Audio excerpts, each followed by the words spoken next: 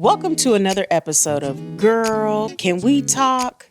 You know, our couch talk where we sit around and giggle, or when we lay across the bed and talk about that tough stuff. Maybe it's when we chit chat on the phone about how our day went. Yeah, this is that space. It's that time. So sit back, relax, and enjoy as we dive into another episode. And by the way, did I mention my name is Cheryl? Yeah, it's me, your girl. So let's get into this. Hey, girl, can we talk? Welcome to another episode. And this is, like I said, another exciting season. This is the season where we're going full-fledged video and audio. So those of you who can see us, hi. And those of you who can hear us, hi. Thank you for joining us. And today I have a special guest. This is my pastor. I've actually known you probably like for 25 years. Forever. Yeah, but she just recently became my pastor, and I'm really excited to have her on the show today. One, because she's going to give us our testimony, and two, because she's going to talk to us about some exciting things that she has going on at the church and give you the location. And I really hope that you guys will be blessed by what she has to say. Her name is Pastor Jackie Bikes. And yeah, let's get started. Hi. Hi, How are sweetie you? pie, honey bunch. I'm good, and you? I'm good. Thank you for joining us. Thank you for So, having me. First of all, I'm really glad that you accepted my invitation to be on my show Thank you and to give your testimony and talk a little bit about some of the things that you've been through. And I hope that not our readers, but that's a good idea. Our listeners will be blessed by some of the things that God has delivered you from, because the whole point of everything that I am doing is to help others. I want them to be delivered so that we can go forward. And I really believe that God is giving you a strong message that has a lot of depth to it, and people can really be helped. So at your whatever you feel comfortable talking about, you can talk, and whatever you don't feel comfortable about, I'm perfectly fine with that. But I'm gonna turn it over to you, and you could tell us a little bit about yourself and your testimony. Thank you so much, sweetie. Cheryl is like a daughter to me, and I call her my daughter a lot of times. So I love you and your family, and you to me represent these mighty women of God that are just operating low key under the radar and making a massive difference and affecting so many people's lives in a good way. So thank you for what you do. Thank you for having me. I'll kind of turn a little bit. That I think that first of all, a little bit about me. I am a servant of the Lord. I have been in ministry for about 40 years now, and I turned 62. I'll be 63 in February. I'll just say that. I am grateful to God for allowing me to live this long. I have 3 wonderful children. They're all grown, all married. My son is the cameraman over there. Hey, Sunsy. And anyway, so yeah, I've got my children and 1 granddaughter, and actually 2, because I've adopted others and brought them in. But I am happy to see all of you. I don't see you for real, but I see you in the spirit. And I want to share some of the things I learned about bitterness and anger, carrying a lot of that throughout my life and didn't realize it. And as I got saved about 40 years ago and hadn't looked back. But during that process of serving the Lord, I didn't grow up being in church, didn't know anything about Jesus. And my mom raised 5 of us alone. My dad when they divorced, chose to vacate the premises and act as if we didn't exist anymore. And so my mother raised us, and she pretty much instilled in me how to be a leader at a young age, at 7 years old, 8 years old, because I helped and I was kind of like the mother while she worked 2 and 3 jobs. And while doing that, I just saw a lot of things. I noticed things that weren't right. And especially with the relationship with my father, just we didn't have it. And it was really painful because we would go to my grandma's house. His mother, she would pick us up on maybe twice a month and take us to her house. And we loved going over to grandma's house. And she would, back then they had photo albums. Right. Remember those? Some of you may not know I about those. remember those. Yeah. So she would open it up and show us pictures. And my dad had gotten remarried, had two other girls, which I love them, my sisters, and show them on the beach, show them in their beautiful house. And we were struggling, y'all. We barely had food to eat. We barely had the necessities, but God always provided, even though we didn't know the Lord coming up. And I got really angry. And my grandma, I think, felt like that was a way to keep us connected. She would say things like, and this is your uncle, this is your aunt, and there's your dad here, blah, blah, blah. And I'm thinking, why are you torturing us like that? You know, Right. it was really painful. And I remember saying, hey, grandma, can we talk to daddy on the phone? And she was like, hold on a minute. She'd go call him because he wouldn't give us his number. Wow. And she called him. And I heard her saying, oh, you need to speak to your kids and stuff like that. And I guess he said no because we didn't get to talk to him. And just things like that I noticed being the oldest and seeing things. And my mom struggling. I can remember times, she's trying to make ends meet. And I can remember times her being in her bedroom and I'd go in there and she'd be crying because just trying to figure out, we could not get any government assistance. Right. No Medicaid, nothing, no food stamps, Section 8. I don't even think it existed then. So she had to work a lot outside of the home to provide for us. And she taught me how to pay the bills. And so I do a lot of that at the church now. I take care of all those things. I'm the associate pastor at Good Samaritan Christian Center. My mom's the pastor. But those things stood out, and how my mother, though, what I loved was that she did not teach us to be angry towards my father. She just always said to us, I'll let you make your own decision, about him. And she didn't talk bad about him to us coming up. She didn't say he's a dirty dog, he's this, he's that, which I felt that in my heart that he was. Right. And just by seeing how he took care of my two younger siblings that he had new family he had out in California.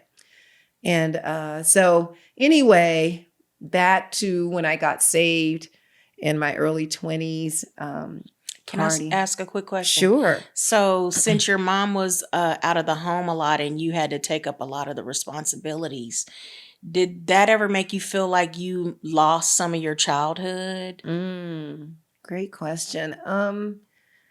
I don't think so for me because I still had a pretty vibrant childhood. I mean, I was always a loner because my two brothers and my two sisters were close in age and they all hung out together and I was always alone. So I didn't like that. But because I would always say, I wish I had a sibling my age or somebody that I could be close to. And actually, when you bring that up, I used to pray to God to say, Lord, send me my husband. I want my husband. And I didn't know how to pray, but I would pray, God, please, I hate being alone or whatever. But I played with my cousins and I was in the drill team. I was active in school, pom-pom girl, all those things. So even though your mom was a single parent, she still allowed you to be who you were, and it didn't infringe on your growth process, your development. And that's a hard thing to do as a single parent, especially when you have to ask the oldest child to step up to the plate and do things that she wouldn't have had to do Exactly. if your father was in the picture. Exactly. So your mom, she's a tough amazing. lady, and she is very amazing. And I could see how just the knowing you and your sisters, and I've met your brother once, but I Mm-hmm. know you and your sisters. Mm-hmm. You guys all seem like happy people. Like you Mm-hmm. don't seem like you had a tough childhood. Mm-hmm. So she Thank did a good you. She job. did, because there was always laughter too. I believe that. Because she's still that She's way always now.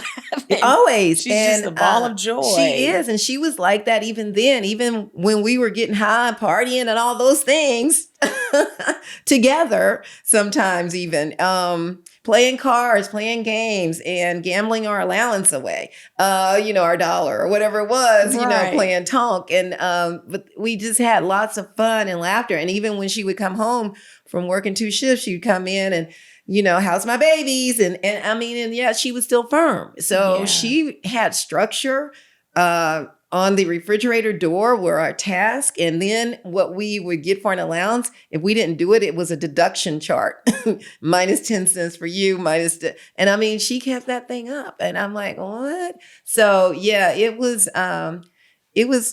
learned so much by watching. Right. She didn't always say, now, here's what I want you to do. Although she would tell me a lot of things. Right. And I learned how to be creative and make something out of nothing. And that's how I learned cooking. I love to cook. And I like creating recipes. And I learned that by experimenting with my siblings, coming up with barbecue sauce, creating the super duper Kool-Aid with lots of sugar. All of you guys can cook. Yeah, everybody can. Mm-hmm. Yep, that's amazing. That is something. And I don't even know when they got to cook, my sisters, and my brother cooks too. And my other brother passed on and he's with the Lord already. But, everybody enjoyed cooking, but I became a good fried potato master. I've shared that story before because we had lots of potatoes, and I would, fry up potatoes, make potato cakes, mashed potatoes, whatever it was, I could make something out of potatoes. So, and create something. I remember creating a pancake as big as the skillet and plopped it down on my brother's plate. And they were like, wow, that looks so good. And he started to cut into it. And all of a sudden, here comes all the stuff oozing out of the center. I thought, oops, sorry. I guess I better cook that longer. Maybe not so big. Right. So yeah, learned from those things. But I remember one time our gas got cut off after the deadline of no longer, the gas company would say, this is the deadline, like in the spring or whatever, and they can cut your utilities off. During the winter, they would not. And they cut it off and we didn't have gas. And so that's how we cooked, on a gas stove. And we also took our baths in hot water, whatever. And so we didn't have that. We had electricity. So instead of my mother saying, woe is me, what am I going to do? She went out and bought a hot plate. And so that's just kind of like an on-the-counter kind of a cooktop and a box kind of shape. And so she got that, and we kept on going like normal, cooking there, boiling water, running it up the steps to pour in the tub, taking our baths, washing clothes by hand. There was no excuse for us to ever go to school dirty. Right. She would just say, wash it out by hand. Right. And taught us how to survive, how to thrive. Right. Not just get by, but to really thrive in life. So I learned a lot from her in how to endure no matter what it looks like. And again, we didn't know the Lord, but she always, and I see it now, gives credit to God, which is awesome because he was always there. Right. We just didn't know him yet. He was always there. So I'm so grateful for that. And so I remember after I got saved in a church that I raised my kids in, Victory Temple, for years. That's where I met you too. Right. And was there for like 28 years and grew up there and learned a lot. And I remember being promoted, teaching the youth group and, being over Sunday school, all those things. But there was still this one thing nagging that was wrong. And that also helped me to see something, how as we grow in Christ, how there's still some blind spots, or there's still some areas in our lives that we have not totally yielded unto God.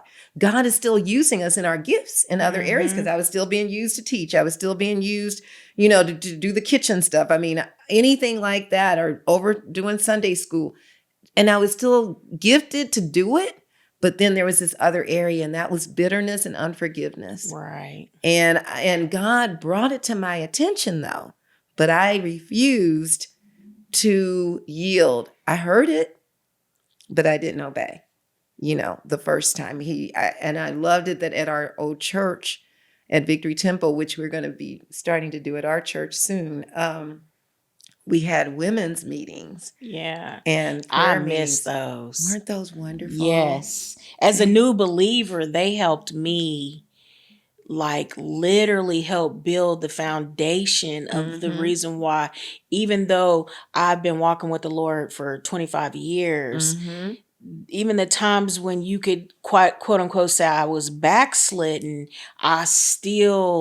that pull was still there because the foundation was firm, and that was a blessing. That was a real blessing. It's so powerful getting together and being transparent with another group of women. Yes. Who, some are been saved for umpteen ages, some newly saved, some not quite there yet. And that's okay. That's what it's about. So I miss those so much. Yeah. We would break bread together. We'd pray together. And I mean, it was a lot of deliverance going on in those. It really was. And a lot of rebuking and all kind of stuff. I know. I miss it so much. And we're gonna be getting back to doing that at our church. I'm excited about it. And you partnering in, we may take turns, just looking at having different women come in and speaking and sharing, and yeah. So doing what we can with what we have. Exactly. And I think a lot of women and men are hungry for that. I know my husband was doing it with men and having men's breakfast, because men like breakfast. So I shouldn't label all men, but I know most of them do. They like to get together for breakfast. Right. And I mean, it grew, and those men would come, and he didn't just beat them over the head with the Bible, with the word of God. It was a subtle thing. And they just start out just talking like men in a barbershop do. And it was just, oh my gosh, so many people were saved, got a better understanding. It was young and old. So yeah, I was grateful. I'm grateful to God for that. When I was going to those women's meetings, that's when I think every time God was showing me I had unforgiveness, and he would send someone, God uses people. Yeah. And he'll speak through people. And one of the ladies came up to me and said, Sister Jackie, the Lord told me to tell you that you have unforgiveness in your heart. And I'm like, oh, okay. Thanks for letting me know, and I was gracious and everything. But I'm like, and I just let it go. Right. I didn't think anything more of it. Right. I love the person that brought it to me. It takes a lot of bravery to do that, and courage to go up and say what God is telling you to say to someone. And I appreciated that. And I would say maybe a couple of years later, it happened again. Someone else came to me and said it. And that time I was like, okay, all right. And I'm thinking, I said, I knew what it was. And I said, Lord, he's the one that owes me an apology. Right. He's the one that did me dirty. Why do I have to apologize? Why do I have to forgive? I mean, he's the one that left us, and you're the child. Right. He's the adult. Right. He should have been the one to come to you. Right. And he never did. And the Lord said, it's not about him. It's about freeing you up. And I didn't do it right at that time.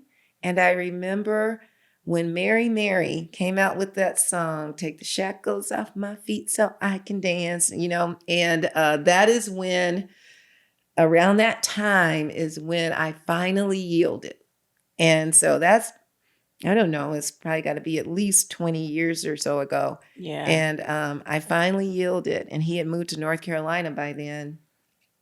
And so I called, and because, we can talk ourselves out of some stuff. Oh, yes. So especially when it comes to apologizing for something you did not do. Exactly. or asking him to forgive you for something that you didn't do, you know? Mm-hmm. And I was like, okay, I knew I had to do it quick. And I picked up that phone, I called, because we did have some interaction a little bit. And I'll say this before I tell you the rest. We had an interaction, and here's one of the things that really knocked the ball out of the park for me with my father, that hate. And I guess I don't even know if it was hate, but I know bitterness. And because I want him to love me, you know, and show that love. I remember we all went to California for the summer to visit him. And we didn't have luggage. We had, you know, all our stuff was in trash bags on the plane. And that's why I have 2 sets of luggage right now, because You're going to make up for that. oh man, it's funny how, but that's a whole nother story. Right. But yeah, so that was embarrassing, but you know, it is what it is. And went and got there, and he picked us up, and we were all going to go to Disneyland the next day. And we were all excited, and all 7 of us, my 2 new sisters and my 2 brothers and 2 sisters from my mom and my dad's relationship. And we were all ready and at the door, ready to get in the car and go. And my stepmom at the time said, tell my dad, let's go in here. We need to talk for a minute. And within a few minutes, they came back out. My dad said, well, we've decided we're going to only take our 2, something like that, and we'll take y'all another time. That sealed it for me. I was heartbroken. I was so hurt. And he left us with her nephew, who was not much older than me. And we just all fought. We fought. You know, we were all angry. Mm-hmm. Yeah, I was going to say, I'm pretty sure you guys were. Oh, everybody was so mad and devastated. hurt. My brothers, oh my gosh. My youngest brother, don't even mention my daddy's name around him even today. He will not. He's like 59 years old now. And he's like, I don't want to hear it about him. But that happened. And after that happened, one of the things that God gave me to do to help me in that area, I'm an entrepreneur, and I've been an entrepreneur for many years, almost 30 years, and then worked off and on for another company. But during that time, I was invited to speak at different schools about entrepreneurship. And God gave me a way to do it, to intertwine what the power of forgiveness and getting past things after I was able to get past it. But that was really good therapy for me, and to see other kids that were going through similar. But back to the phone call. So I called my daddy, got my stepmom, and the Lord said her too.